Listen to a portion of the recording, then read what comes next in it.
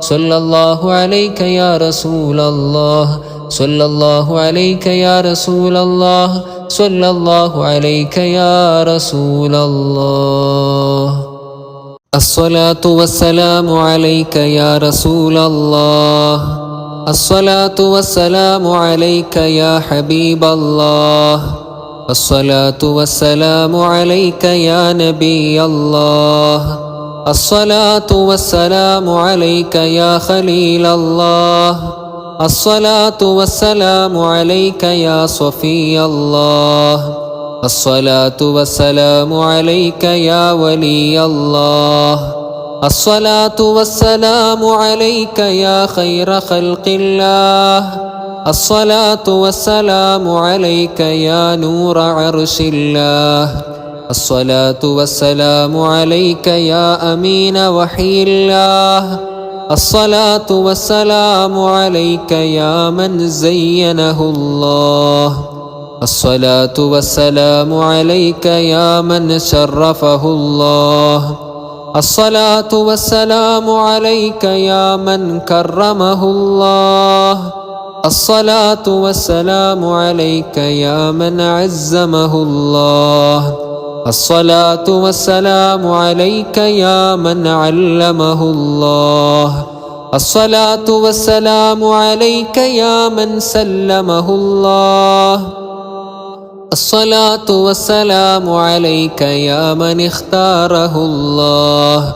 الصلاة والسلام عليك يا سيد الأولين والآخرين. الصلاة والسلام عليك يا سيد الأولين والآخرين. الصلاة والسلام عليك يا شفيع المذنبين. الصلاة والسلام عليك يا خاتم النبيين. الصلاة والسلام عليك يا رحمة للعالمين.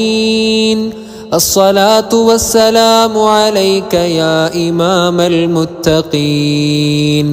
الصلاة والسلام عليك يا رسول رب العالمين. الصلاة والسلام عليك يا سيدي يا رسول الله. خذ بيدي قلت حيلتي يدركني. الصلاة والسلام عليك يا سيدي يا رسول الله. خذ بيدي قلت حيلتي يدركني. الصلاة والسلام عليك يا سيدي يا رسول الله. خذ بيدي قلت حيلتي يدركني. صلوات الله وملائكته وأنبيائه ورسله وحملة عرشه وجميع خلقه على سيدنا محمد صلى الله عليه وسلم وعلى آله وصحبه أجمعين. الحمد لله الحمد لله الحمد لله رب العالمين. حمدا كثيرا طيبا مباركا فيه على كل حال.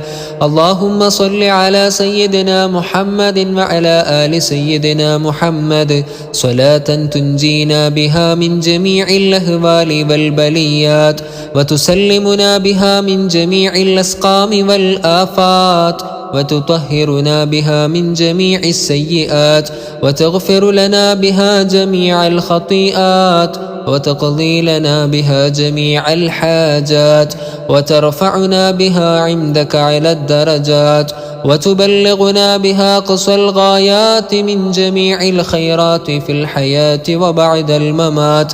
اللهم إنا نتوسل إليك باسمك العظيم وبجاه نبيك الكريم ووليك العظيم أن تكفر عنا الذنوب وتستر العيوب وتحسن الأخلاق وتوسع الأرزاق وتشفي الأسقام وتعافي الآلام وأن تدفع عنا وعن أهل بلدنا وبيتنا هذا السم الناقع والداء القامع والوباء القاطع إنك مجيب سامع.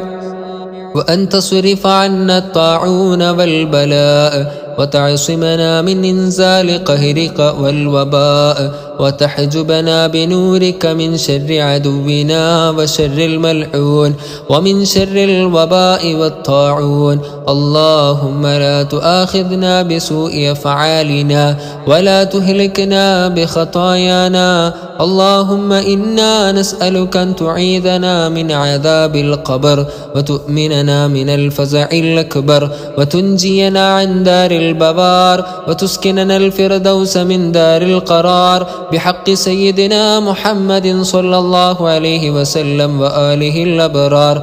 وصلى الله على خير خلقه سيدنا محمد وعلى آله وصحبه أجمعين يا أرحم الراحمين. آمين.